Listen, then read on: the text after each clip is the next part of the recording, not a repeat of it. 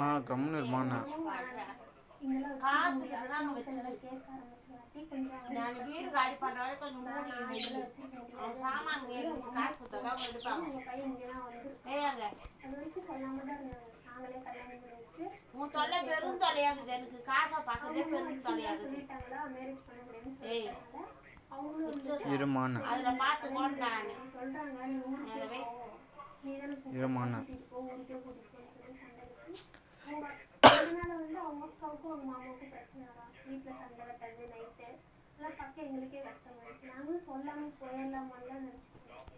சரி அப்படின்னு நாங்களும் சொல்ல மாட்டேன். சரி எங்களை விட்டுருந்தா நாங்கள் போய்க்கிறோம் அப்படின்னு சரி தனியா விட்டா வேற எங்காச்சும் போயிருவோமோ சேஃப்டி இல்லாம போயிருவோம்ட்டு அவங்க மாமா அந்த கோவத்துல ஃபோன் பண்ணி அவங்க அம்மாவுக்கு ஃபோன் பண்ணி இப்படி இங்கதான் இருக்காங்க வந்து கூட்டிட்டு போங்கன்னு சொல்லிட்டாங்க. அவங்க அப்பா அவங்க அம்மா வந்து கூட்டிட்டு போனாங்க. நான் என்ன பண்றேன்